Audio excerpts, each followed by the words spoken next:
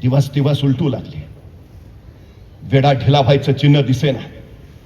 बाहेर पडायचा मार्ग सापडेना. 1, 2, 3, 4 महिने झाले. वेडा आणखीनच आवळला जाऊ लागला. राजगडावर मासाहेब व्याकुळले आणि अखेर मासाहेबांनी स्वतः फैसला केला. घोड्यावर बसून पन्हाळ्याचा वेडा फोडायला जायचा. आणि मासाहेब जिजाऊ निघाल्या, पण त्याच वेळी नेताजी पालकर आडवे आले. मासाहेब कुठं? लेकर कोंडीत अडकलीत आणि आम्ही इथं स्वस्त कैसे बसू? वेडा फोडायला आम्ही जातीने निघालो आहोत. आणि नेताजी पालकर म्हणाले, मासाहेब तुम्ही जायची आवश्यकता नाही, आम्ही जाऊ. वेडा फोडूनच परत येऊ. नेतोजी सिद्दी हिलाल मराठी फौज घेऊन पन्हाळ्याच्या वेड्यावर तुटून पडले, पण बळ तोकडं पडलं. सिद्दी हिलाल, सिद्दी वाभा मारले गेले. नेताजी पालकर अपयशी होऊन परत आले. महाराजांना कळून चुकलं, शक्तीपेक्षा युक्तीचा वापर करायला हवा.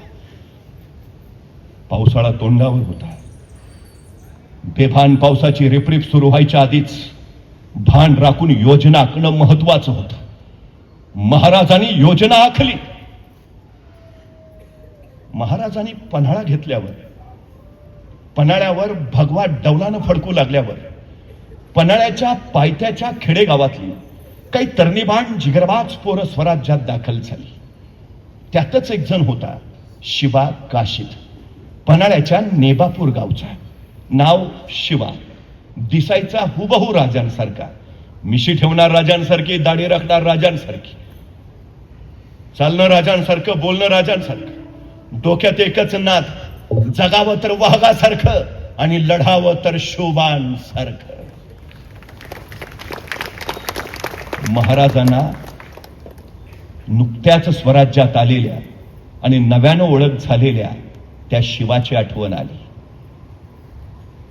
महाराजांनी तोपर्यंत बाजीप्रभू देशपांडे, रायाजी बांदल, कोयाजी बांदल, सर्जराव जेधे या आपल्या सोबत्यांशी विचार विनिमर्श केला.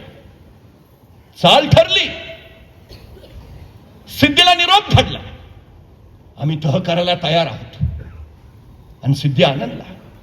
आखिर आई गया दक्कन का शेर शिकंजे में, आप दिखाएंगे. आला ताला की मेहरबानी शब्बे रात का जश्न होगा. आखिर शिवाजी राजे आ ही गया पंजे में. ठरलं. आता तहाची बोलणी करायची म्हणून महाराजांनी सिद्धी जव्हरकडनं तात्पुरता युद्धविराम करून घेतला. सबब वेडा ढिला पडला. याच ढिलाईचा फायदा राजांना उचलायचा होता. शिवा काशीद महाराजांपुढे येता झाला. राजा बोलावणं धाडलं जी. हो शिवा, शिवा तू आमच्यासारखा दिसतो असं आम्ही खूप ऐकून. शिवा आज आम्हाला प्रत्यक्ष पाहायचा आहे. शिवा आनंदला. राजा तालूची झपाट्यानात गेला. राजांचा वेश घातला. राजांचा झिरट पस्तरावर चढवला आणि राजांसारखाच मिशाला पिळ मारित राजांच्या सामने आला. राजा कसा दिसतो जी आणि बघत राहिले राजे. शिवा, शिवा. अरे आरशात आमचंच प्रतिबिंब पाहिल्याचा भास होतोय शिवा. राज म्हणजे तो सिद्धी बी आम्हाला ओळखायचा नाही. आणि स्तब्ध निस्तब्ध झाले राजे. शिवा तुला कसं कळलं? तुला कसं कळलं? आम्ही तुला आमचं रूप देऊन सिद्धीच्या भेटीला पाठवणार ते. तसा शिवा म्हटला, राज एवढं दिवस तुमच्या संगती राहिलो तो काय उगाव आहे. तुमच्या काळजाचं ठोकं बी काय सांगते ते कळतं आम्हासनी. राज राज राज त्या किडा जातो की, लढतो की, भिडतो की आमच्या सिद्धीला. तसे राजे सरदेशी पुढे चाले. शिवाला कडकडून मिठी मारली आणि राजांच्या डोळ्यातला एक अश्रू शिवाच्या पाठीवर पडला. अशी कौतुकाची थाप कधी कुणाच्या पाठीवर पडलीच नव्हती. शिवाच्या वाट्याला आली. त्याच वेळी चाल ठरली.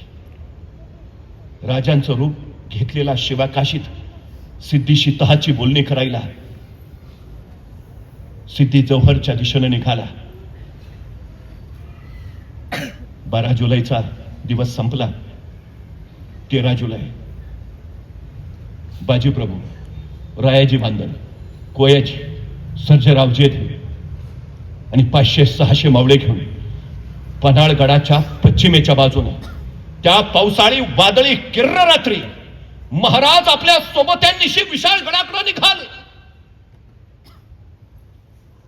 तहाची बोलणी करायला निघालेला शिवा काशीत पालखीतून पायथ्याला पोहोचला. सिद्धी वाटच पाहत होता. पालखी जवळ आली. पालखीचा पडदा सरकला. आस्ते कदम राजे शिवराय खाली उतरले. सिद्धी पुढे झाला. आओ शिवाजीराजे. गळाभेट झाली. चलिये राजे. आणि राजांची पावलं श्यामण्याच्या दिशेनं पडू लागली. पण त्याच वेळी दोन संशयी डोळे रोखले गेले होते शिवाजी राजांवर. राजांचं पाऊल श्यामण्यातून आत पडणार त्याच वेळी ते दोन संशयी डोळे फुटफुटले. ये शिवाजीराजे नाही हो सकते. आणि थबकला सिद्धी. म्यानात नंगील तलवार लखलखली. सब दिशे चालली. रक्ताची जलखंडी हातानेचा कल्लोळ उडाला. शिवा रक्ताला व्याकुळला. आणि सिद्धी विचारता झाला, सच बता तू ये शिवाजीराजे. आणि कडाडला शिवा, अरे हा मैं ही हूं शिवाजी राजे. मग मात्र सिद्धी वळाला त्या दोन संशय डोळ्याकडे. ते दोन संशय डोळे होते फाजल खानाचे. अफजल खानाचा मुलगा फाजल खा. सिद्धी ने विचारलं, कैसे कह सकते हो ये शिवाजी राजे नहीं है. तसा फाजल खान म्हणाला, हुजूर मैंने देखा है शिवाजी राजे को. अफजल खान वादाच्या वेळी मी बघितलंय. त्यावेळी झालेल्या झटापटीमध्ये महाराजांच्या मस्तकावर वार झाला. हे जर खरे महाराज तर महाराजांच्या मस्तकावर वाराची ती खून पाहिजे. सिद्धी जोवर पुढे झाला. शिवाच्या मस्तकावरचा जिरटक मागे सरला. वाराची खून नव्हती. शिवा सापडला. नंगी तलवार लखलखली. सब दिशे चालली. रक्ताची जलखंडी हातानेचा कल्लोळ उडाला. आणि अखेर समशिराली करता निवार. मरने से पहले आखिरी बार पूछता हूं, सच बता तू ये शिवाजी राजे. आणि कडाडला शिवा काशीत. अरे जन्माला जरी शिवा काशीत म्हणाला असलो तरी मरताना शिवाजी महाराज म्हणून मरतोय. हे भाग्य काही कमी आहे का? अरे या शिवाची छाती तुला फोडता आली नाही. माझ्या राजांची पाठ तू काय धरणार? सोडून दे ख्वाब. महाराष्ट्राच्या मातीत उभा आहेस. इथाच माती करू. आमच्याच वाटेवर येऊन आमच्याशीच वाटमारी करणाराची त्याच्या वाटेवर जाऊन वाट लावल्याशिवाय आम्ही आमच्या वाटेवर परतत नाही. हा इतिहास आहे आमचा. त्याच वेळी फिरली शमशेर. शिवाचं मस्तक छाटलं. रक्ताळा शिवा मातीत पडला. अखेरचा श्वास फुलला. डोळे लवले, ओठ ठरले. श्वासाने माती उंच उडाली. आणि त्या उंच उडाल्या मातेला शिवा सांगत राहिला, सांगा माझ्या राजाला, हा शिवा गेला नुसता मातीत नाही, मातीसाठी गेला. मातीत मरणारे काही असतात, पण मातीसाठी मरणारे फक्त मराठे असतात, हे सांगत गेला. शिवा नावाचा धगधगता अध्याय संपला. मला राहून राहून प्रश्न पडतो, 6 महिन्याची ओळख आहे फक्त, 6 महिन्याची. काय फिरलं असेल ओ महाराजांनी त्या शिवा काशीच्या उरात की तो मरायला तयार व्हावा? काय इतकं सहज झालं का की महाराजांनी म्हणे, शिवा, ए शिवा, आमचं रूप घेशील? हो रे शिवा, सिद्धीच्या भेटीला जाशील? ए शिवा, मरायला तयार होशील? शिवा म्हटला, हो जातो. गेला. स्वराज्यासाठी समर्पित झाला. महाराजांचं सगळ्यात मोठं वैशिष्ट्य आहे, सगळ्यात मोठं. इकडे पन्हाळ्यावरनं निघालेले राजे 21 तासाचा अखंड प्रवास करून मसाईच्या पठारावर पोहोचले. आणि त्याच वेळी बाजी प्रभूंना शत्रूची चाहूल लागली. शिरांनी अंदाज घेतला, सिद्धी मसूद 5000ची फौज घेऊन पाठलागावर दौडत येत होता. आणि बाजी प्रभू महाराजांना म्हणाले, राजा, निमी फौज घेऊन आपण निघा. निम्या फौजेनिशी आम्ही येथे झुंजितो. साहेब कारी मरितो. आमच्या मुला लेकरांसाठी महाराज साहेब समर्थ. राजे, आपण निघा. राजा म्हणले, नाही बाजी, सगळे सोबत लढू. नाही राजा, लाख मेले तरी चालतील, पण लाखाचा पोशिंदा वाचला पाहिजे. राजा निघा. अखेर बाजी प्रभूंच्या सांगण्यानुसार राजे निमी फौज घेऊन विशाळगडाच्या रोखानं निघाले. 5000 सिद्धी मसूदची फौज दौडत दौडत सामोरी आली. अवघे 300 मावळे आणि समोर होते बाजीप्रभू देशपांडे, रायाजी बांदल आणि बांदलाची 300ची फौज. बघता बघता ताक ताक धीन धीन यलगार चारोळी घुमली आणि हर हर महादेव करत बाजीप्रभू सज्ज झाले. झुंज बेभान सुरू झाली. घोडखिंड थरार उठली. बाजी प्रभू काल भैरवासारखे तांडव करत होते, बेभान बेभान झुंजत होते. 5,000ची फौज पण सपासप कापली जात होती. हे वादळ होत हिंदवी स्वराज्याच्या शौर्याच, हे वादळ होत त्या भगव्या दौलत ध्वजाच. बाजी कडाडत होते. जाऊन सांगा त्या यमाला, जोपर्यंत राजे विशाळगडावर पोहोचल्याचे तोफांचे आवाज आमच्या कानावर पडत नाहीत, हा बाजी प्राण सोडत नाही. झुंज बेभान झाली.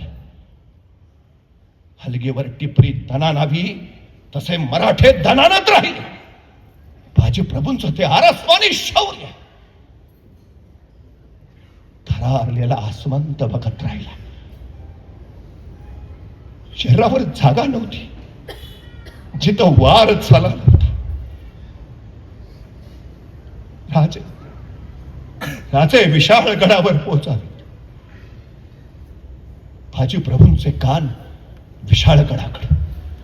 शरीरावर न मोजता येण्या इतक्या जखमा होऊन सुद्धा बाजींचे हात झुंजत होते, लढत होते. शेवटचा एक एक शत्रू टिपत पुढं जात होते. आणि अखेर विशाळगडावरनं तोफांचे आवाज कानी पडले आणि शिर तुटले. बाजी कोसळले, स्वराज्यासाठी समर्पित झाले. लागेल आणि सोबत चमकले. राजा आता तर वेड्यातनं सुटला, जीवावरच्या संकटातनं वाचला, आता परत जावंच लागेल. पण का महाराज? शिवाकाशीदांच्या आईला निरोप द्यावा लागेल. तिचा पुत्र स्वराज्यासाठी खर्ची पडलाय, पण तो निरोप तर आम्ही कोणी बी जाऊन देतो नाही. आम्हाला जातीनं जावं लागेल. पण का महाराज? सिद्धीच्या हातून मारले गेले ते शिवाजी महाराज तुमच्या समोर उभा आहे. ते शिवा काशीद आम्हाला आमच्या आईला भेटायला जायला आणि पन्हाळ्याच्या पायथ्याच्या नेबापूरला निरोप दिला. महाराज येत आहेत. शिवा काशीदांच्या आईला विलक्षण आनंद झाला. लाख लाख दिवसाचं स्वप्न पूर्ण होणार. राजे राजे राजे येणार. ती माऊली डोळ्याच्या चैतन्य ज्योती करून राजांची वाट पाहत राहिली आणि आले. राजे आले, हातात पंचारतीचं ताट घेऊन. शिवा काशीदांची आई राजांना ओळायला उभा राहिली. आले. शिवा काशीदांची आई राजांना ओळत राहिली. कळेना राजांना, अगं कशाला ओळते? असा कुठला पराक्रम गाजवला मी की आरती करावी आमची? अगं तुझा पोर मातीसाठी खर्ची पडला ते सांगायला आलोय आई. पण राजांच्या ओठातनं शब्दच फुटेना. तशी शिवा काशीदांची आई म्हणाली, ये ना राजा, आत आत घरात तर ये. राजे जड पावलांनी आत गेले.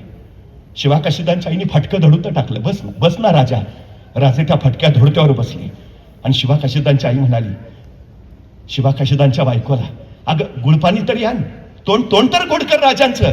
शिवा काशीदांची बायको लगबगीनं गुळपाणी घेऊन आली. राजांच्या पुढं ठेवलं. आई म्हणाली, घे ना राजा, तोंड तर गोड कर. कळे ना राजाला, अगं कसं तोंड गोड करू? तुझ्या पोराच्या मृत्यूची कडू बातमी घेऊन आलो आई, तोंड कसं गोड करू? पण राजांच्या ओठातनं शब्दच फुटेना. तशी शिवा काशीदांची आई म्हणाली, राजा एक सांगू का रे? राजा म्हणले, बोल नाही. अरे येड्या, एवढ्या जीवावरच्या संकटातनं वाचलास, सिद्धीच्या येड्यातनं सुटलास, मग पहिल्यांदा तुझ्या आऊकडं जिजाऊंकडं जायचं सोडून वाट वाकडी करून माह्याकडं का राहिलास? तसे राजे म्हटले, आई तू सुद्धा माझी जिजाऊच की ग. तसं नवं रे राजा, पण आईची माया तुला नाही कळायची. 6 महिने तुझ्या वाटकडं डोळं लावून बसली असेल ती, तिच्याकडे जावं पहिले.